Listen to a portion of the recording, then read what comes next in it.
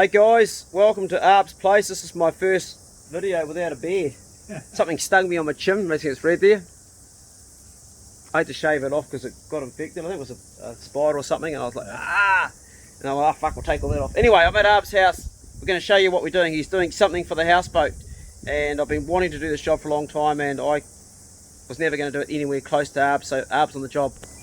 So what we had to do was try and laminate up something to match these. These are the strakes that go on the bow of the boat. Front of the boat, yep. Yep. And so... Is that your battery charging that noise, bro? It's just telling me that one of the batteries is done. Oh, yep, cool. So what I did was I set up a jig. I have to use 18mm ply because I clamp in forces, as you can see. Yeah, right. And then I screw with bugle batten screws, the beloved bugle batten screws, into this, so this keeps that form and it doesn't move. Right. Now what I did was I put an extra 5mm of pre-bend in this because when I pop it off, yep, it's going to spring back a bit.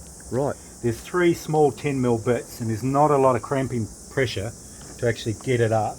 So I expect it's always a gamble. It's always like how much is it going to actually flex. But I gave it an extra 5mm, and if you actually look at this piece here, you see that it actually flexes anyway. So true. We will screw it onto the bottom of the boat, so that'll pull any indiscrepancies, and we put epoxy under it. So anyway, I gave 5mm more curve, and that was just a case of flexing it, doing the centre one, leaving a 5mm gap on the other side, then clamping it back and putting all these pieces in. That's the procedure, right? What I've done is I've ripped up 10mm thick pieces of the timber. I've used clear timber with no knots in it, and then I'm covering it with plastic so that the epoxy doesn't stick to the whole jig, because I've got to make 10 of them. I can fit 5 on here, so I'll do 2 runs of 5 basically is what I'll do. And the process, I'll show you the process. It's I have to put glue on the surface of them. I mix up an epoxy glue. It's pre-thickened, and then I spread it on the mating layer, just one face. Right. One face between each one. They're on the plastic, obviously. Gee, it's a bit of pressure, eh? There is a bit of pressure. Wow. That's why it's got to be 18mm plywood. Yeah, right. Tell us about the epoxy using, bro. So it's a 2-pack? Yeah, all epoxy is 2-pack. Yep. It's a pre-thickened epoxy, so it's a gap-filling epoxy, which means that these surfaces don't have to be perfect to be smooth. So that's it. Yeah. That's what happens. After it's laminated, I push a planer across the side to just knock off the 1/2mm discrepancy, and then I push a router along the corner, because these will be glassed over onto the hull, so that allows the glass to sit over it flat. Yeah. So that's the process. It's the stuff that I'm using is it's Norski pre-thickened epoxy. Oh, yep. It's good stuff. It's strong, stronger than the timber, stronger than steel. Can be drilled and screwed and all that. It's a 2-to-1 mix. And really what you do is you have a flat piece of ply or offcut of something, and you do 3 dobs all the same size. Right. 2 dobs of resin, 1 dob of hardener. Okay. Same size. Yep. If you're mixing it in any quantities, you do it in here.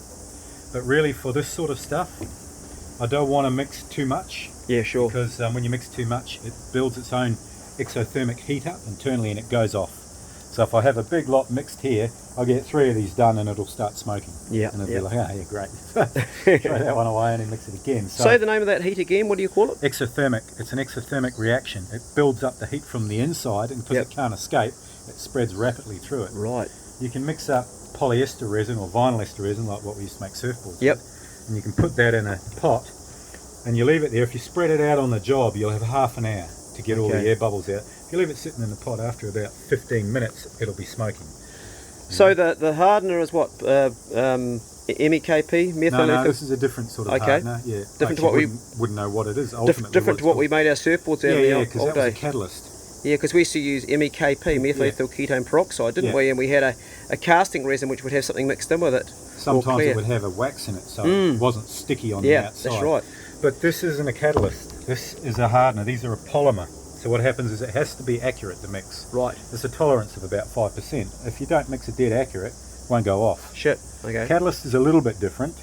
You mix too much in there, it goes off too fast. Yeah, right. You know, my first surfboard I ever made, I never got the rails finished before I went off. Then and I had to spend all this time with the grinder trying to clean it all up. Yeah, true. And then so ultimately with polyester or vinyl ester resin, you really do have to measure very accurately. It's like 1.5% Yeah, right. is ideal. Yeah, true. But it's the same if you think, oh, a couple of drops and it's not enough, it won't go off either. But this stuff is ultimately, it's less forgiving. 2 to 1 is a lot easier to mix. Yeah, right.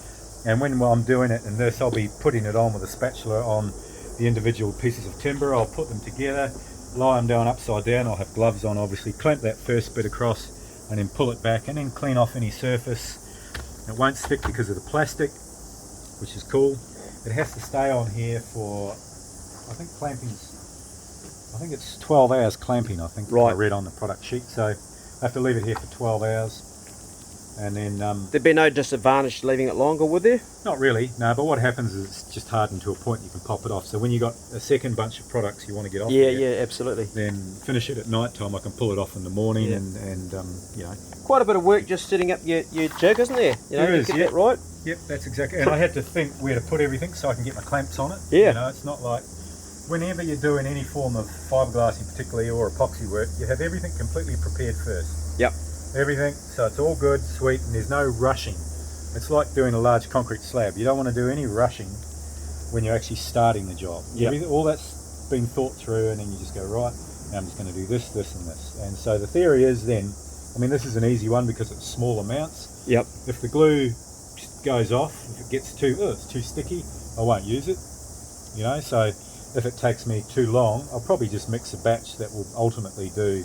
I'll Right. probably do all 5 in one hit. You know, Right. I think so. And maybe I'll just mix up half a batch and do 3, Yeah. and then a bit and do 2, and just see how I go. And then if it's the second lot, I'll go, oh no, they went together really sweet. I'll just mix the whole lot up, butter it on, chuck it in, clamp it up, bang, and that's it. Awesome. So these, folks, these are the front of the houseboat, the strakes that go on the hull at the front, and then we're going to be doing long running strakes behind that in a straight line. So for those we don't need lamination, we can just use pieces the same thick, and it'll probably be Just cut it down and machine it, yeah. cut down machine, and Arb's going to do that job once we get the boat on the dry in Nelson. The other reason I'm here is also to see your wife. I hate to tell you it, bro, but I'm seeing her and she's going to be laying hands on me. She's good at that. Well, she is. Yeah. Yeah, she's actually really, really good. Adrian also sees her regularly. His wife is a very good masseuse. It's her profession, it's what she does. So if you're in Nelson and you, like me, you've got a bit of muscle pain or something, Or you're old. or you're old, yeah, and you've been doing That works physically too much your whole life, book her in because she's really, really good value. And I'm seeing her before I see the chiropractor. I've had a visit, and last week I saw her and she got me so loose when the chiropractor started shifting muscle, everything just clicked into place because I was already loosened up. So I've got an appointment with her, then an appointment with the chiropractor. Yeah. And you see your wife regularly too, I hear. Yeah, and I see the chiropractor too. Yeah, good. Yep, the joys of old bodies. They've Old been working bodies. too hard, Mm. or playing too hard. Anyway, just a very short video I wanted to bring you up to see what Arb's doing today. I thought I'd just do a quick snap log off the phone, and we'll have more of him back at the old farmhouse because he is back now and we're into it. And I'm going to let you get into this, bro, and go and get myself loosened up for a bit of a hands-on treatment. Cool as. Thanks, bro. Cheers. Awesome to see you got that job started too. I've been thinking about it. It's been bothering me.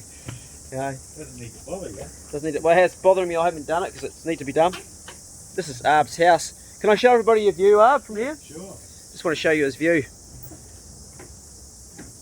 And one day we're going to do a cook here in his kitchen. I'll show you his home from the inside because it's awesome.